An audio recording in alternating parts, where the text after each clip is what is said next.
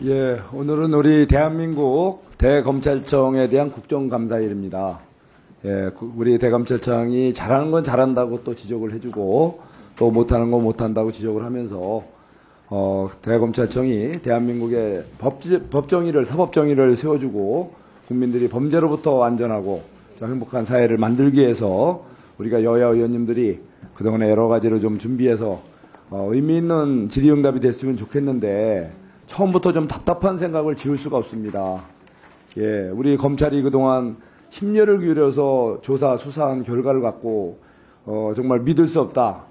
다 거짓말이다. 이런 식의 너무나 비아냥되고 폄훼하는 듯한 이런 지적들이 과연 정말 지난번에 우리 또 고검 지방의 지청장들까지 모아놓고 얘기하면서 또 그분들 존경한다, 사랑한다 해놓고는 또 이렇게 검찰 전체로 봐서는 매도하고 검찰을 갖다가 뭐 이제는 없애겠느니 이런 얘기까지 나오는 걸 보고 참 답답함을 금할 수가 없습니다. 오늘 대검찰청 국정감사를 앞두고 우리 법사위에서 우리 여야에서 우리 당에서도 한 20명의 증인을 요청했지만 다 거절당했습니다. 민주당이 원하는 분들 위주로 30명이 채택이 됐는데 오늘 이렇게 나오신 증인은 고작 2분밖에 안 되십니다. 예, 2분을 상대로 오늘 또 이렇게 증인 신문을 또 하게 되는데 참 이게 제가 뭐를 증인들께 여쭤봐야 될지 참 답답한 심정입니다. 이렇게 그런데도 이 와중에 굉장히 바쁘고 여러 가지 착잡한 심정임에도 불구하고 우리 윤재순 대통령 비서실 총무비서관 나오셨어요. 예, 오늘 어떻게 이렇게 나오시게 결심하게 된 배경이 어떻게 된 겁니까? 사실은 오늘 연일 저희들이 정신없이 돌아갑니다만, 지난번 제가 청문회 때 불출석한 사실이 있습니다. 근데 그걸로 해서 지금 고발을 하겠다고 그래서 고발이 되었는지 안 되는지는 모르겠습니다만, 거기에 대해서 대단히 좀 유감스럽다는 말씀 좀 드리고 싶고요. 그 다음에 지난번에 제가 행안위 때는 제가 10시에 나와서 오전 10시에 국회에 나와 있었습니다. 그래서 그때 증인이 이루어진 게 저녁 10시에 또 했다가 11시에 했다가 이렇게 하루 종일 대기라고 해서요. 그래서 아까 위원장님과 어떤 의원님께서 증인들 먼저 하고 좀 보내드리자라고 그래서 좀 그 부분에 대해서는 감사의 말씀을 드립니다. 다만 제가 오늘 출석한 거는 제가 개인 증인이기 때문에 직접 경험한 부분에 대해서는 진솔하게 말씀을 드릴 것입니다. 예, 이상입니다. 예, 고맙습니다. 예, 우리 21대 이어서 22대 지금 야당은 다수 의석을 차지해서 이제는 이 다수 의석을 갖고서 마치 이제 모든 권력을 다 잡은 양, 예, 그야말로 거대 여당의 입법 독주를 넘어서 입법 폭주를 넘어서 입법 독재적인 양상을 보이고 있습니다. 아까도 좀 우리 많은 의원님들도 지적해 주셨지만 정상적으로 범죄 수사를 하는 이 유능한 검사들을 탄핵을 하질 않나. 예. 또 그 특검을 남발을 하고 또 이런 여러 가지 청문회를 통해서 정말 기가 막힌 그 범죄 피의자들을 오히려 비호하는 그러한 장이 되거나 심지어 국방부 찾아가는 국감에서는 우리 정말 이 하극상에 그를 보이는 우리 저번에 해병대 헌병 서단장이죠.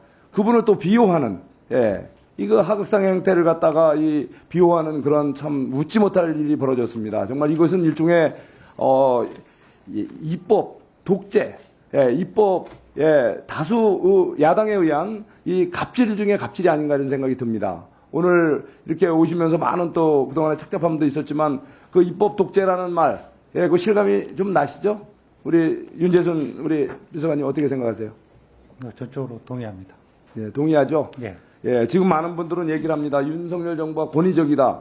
또 심지어 정말 엄청나게 국민들에게 무슨 과거에 무슨 이렇게 힘을 엄청 있는 것처럼 얘기하지만 실제 어떻습니까? 국회의 어떤 갑질에 지금 이번 정부가 제대로 제 기능을 못하고 있죠. 1분 더 주십시오. 예. 예를 들면은 조각조차도 처음부터 권익위원장 자리는 계속 새로 조각을 하면서도 제대로 못하고 2년 가까이 흘렀고 지금 어렵게 방통위원장 자리를 우리 또 이렇게 했더니 계속 또 이 탄핵으로 지금 공석 아닙니까? 소위 말해서 정권이 많이 흘러왔는데도 제대로 된 조각도 마무리 못하면서 이렇게 국정 수행을 방해받는 그게 바로 다수 입법부에 의한 이 행포 이로 인해서 얼마나 이게 답답합니까? 거기다가 이제 검찰을 갖다가 이제는 또 이렇게 탄핵까지 당하는 검찰을 갖다가 무슨 검찰 독재니 검찰이 독재를 하면 이런 일이 벌어지겠습니까? 이 말도 안 되는 이 어거지 대한민국이 정말 너무나 비정상이어도 너무 비정상이지 않습니까? 예? 우리 윤재순 비서관님 어렵게 나오셨으니까 답답한 심정 한번 더 또 토로해 주세요. 정말 안타깝습니다. 왜냐하면 법의 집행은 수사기관이 아니라 행정부에서 법은 집행하는 거고요. 그 다음에 국회는 입법기관이고 그 다음에 사법부는 재판기관입니다. 그래서 3권이 정정하게 권력이 분립되고 상호 건전하게 견제하는 그 기관으로 자리매김했으면 하는 진솔한 마음이 있습니다. 그래서 지금 상태로서는 저희도 그렇습니다만 제가 이런 구체적인 발언을 하기는 적절하지 않습니다만 이렇게 국민의 한 사람으로 보고 있을 때 정말 안타깝습니다. 네, 수고하셨습니다. 발언 시간 끝났습니다. 김용민 의원님, 네.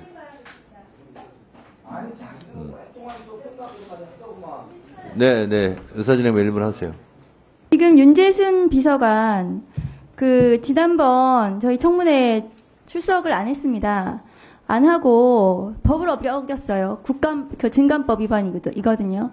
그래서 고발된 상태인데 고발에 대해서 반성을 해야 되거든요. 그런데 지금 유감이라고 표현했어요. 국회에 나와가지고 적절합니까? 그리고 저분은 윤석열 검찰 정권의 상징적인 인물이에요. 검찰 수사관 출신이고 성비위로 임명 당시부터 문제가 됐다가 국힘 내부에서도 사퇴하라고 했던 인물입니다. 아직도 저 자리에 왜 있는지 모르겠거든요. 근데 법을 어겨놓고는 반성을 해야지 불출석을 해놓고 유감이라고 지금 적반하장으로 나올 수 있습니까? 위원장님께서 사과하라고 조치해 주십시오. 네. 박은정 의원의 의사진행 발언에 대해서 말씀을 드리겠습니다. 제가 말씀드리는데 항상 주장은 자유롭게 하시라. 근데 팩트가 틀린 것은 제가 바로잡겠다 이렇게 얘기를 했는데 지난번 불출석한 것은 사실이잖아요. 팩트잖아요. 증인 맞습니까? 위원장님 제가 말씀드려도 되겠습니까? 네. 자, 그때 절차를 말씀을 드리겠습니다. 아니 제가 묻는 거 대답하세요. 그러니까 불출석한 거 맞죠? 불출석한 거는 맞는데요. 자. 출석 요구서가 정정하게 도착하지 않았습니다. 근데 저는 왜냐하면 그날 제가 사무실 출근해 있었고요.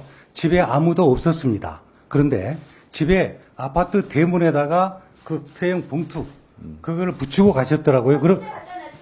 자, 사무실에 제가 받지는 상호 토론하지 못했습니다. 마시고요. 제가 수령을 안 했습니다. 상호 토론하지 마시고요. 그런데 그날 제가 11시 12시쯤에 상호 토론하지 마시고요. 제가 답변하고 있지 않습니까? 제가 답변하고 있지 않습니까? 자, 증인. 네. 상호 토론하지 마시고요. 제가 말하는 것은 불출석 사유서를 출석 사유서를 본인이 수령하지 않았다고 지금 주장하시는 거죠? 그렇습니다. 네. 그래서 안 나왔다 이겁니까? 자, 그 결과를 제가 묻는 거 대답하세요. 그러니까 출석 사유서를 내가 수령하지 않았고 아파트 현관에 붙이고 갔는데 그거 봤습니까? 안 봤습니까? 내용을? 자, 위원장님, 제가 그날 저녁에 퇴근해서 봤고요. 봤는데 뭐냐면 18시에 같은 날 그날 오후 6시에 공시 송달을 하셨습니다. 자, 그러니까 그 자체가 잘 된 겁니까? 알겠습니다. 입법기관에서 법은 지키셔야죠. 자, 증인. 증인. 자, 제가 묻는 것은 자, 잠깐 조용히 하시고요. 제가 묻는 것은 말씀 발의하십시오.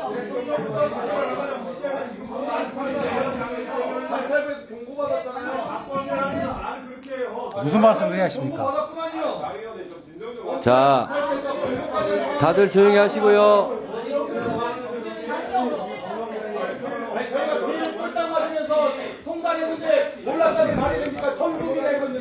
자, 위원장, 제지도 듣지 않고 계속 얘기하시니까 마이크 꺼진 상태로 계속 얘기하세요. 자, 1분간 드리겠습니다. 왜 또 이럴 때 멍성을 깔면 또 안 합니까? 윤석열 대통령 같이 거만하고 오만한 정권의 표시예요. 거만하고 오만하면 이 자리에 나왔겠어요. 거만하고 오만하잖아요, 저 태도가. 아니 그러면 나왔겠네요. 나오는 게 당연한 거지. 자, 1분 시간 넣으세요. 나오는 게 유세예요. 유세 떠밀기예요. 자, 1분 시간 넣습니다. 1분간 마이크 꺼진 상태에서 하세요. 당연히 나와야지. 굉장히 성실히 안전하잖아요. 나와줘서 고맙다고 해야지. 저 한번 태워 보세요. 이렇게 뭐 건강하지 내가 않아요. 공무 집행하고 있는 뭐 지금 고맙다고 성화하고 있으니까 개인적으로 사적으로 부탁하고 있는 거예요 이게. 비난 그만합시다. 우리 증인도 증인도 국가기관입니다. 우리 기관 아닙니다. 총무비서관은 개인이고 비서관도 대통령실의 일부잖아요. 헌법기관이니까. 대통령실의 일부잖아요. 대통령이 똑바로 해야 내일에 있습니다. 존대받을 수 없는 거예요. 같이 존대받아야죠. 항상 그렇게 말씀하셔.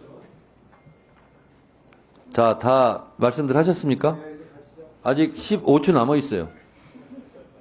다 하셨습니까? 자, 지금부터는 조용히 하시기 바랍니다.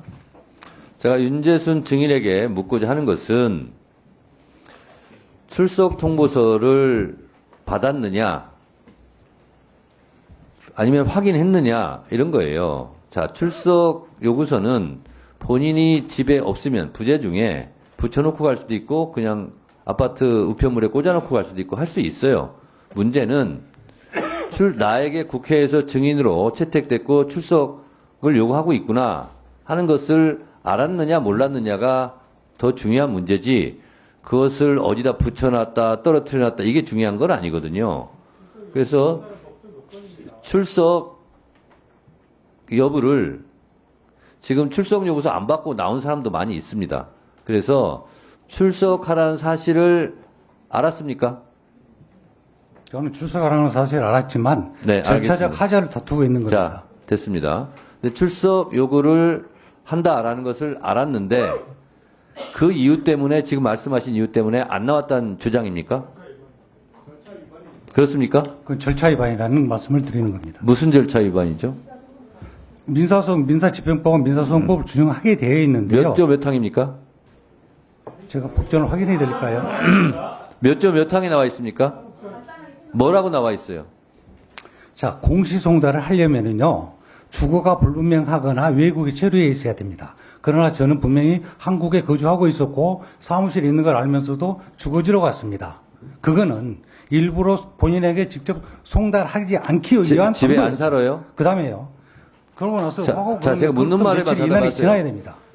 증인, 묻는 말에만 대답하세요. 그러니까 집에다가 보내면 안 되는데 사무실에서 보내야 되는데 사무실에도 안 보내고 집에다 보냈다 이겁니까? 그건 아니고요. 제가 주거지에 있으면 집에서 수령할 수도 있고 대리 수령할 수도 있죠. 네. 그러나 집에 아무도 없었습니다. 알겠습니다. 그런데 알겠습니다. 그러니까 11시였는데 18시에 제가 집에 들어가기도 전에 자, 알겠습니다. 공시송달이 먼저 이루어졌다는 겁니다. 그래서 안 나왔고 오늘은 정확하게 전달이 돼서 나왔습니까? 그렇습니다. 네, 알겠습니다. 다음은 김영민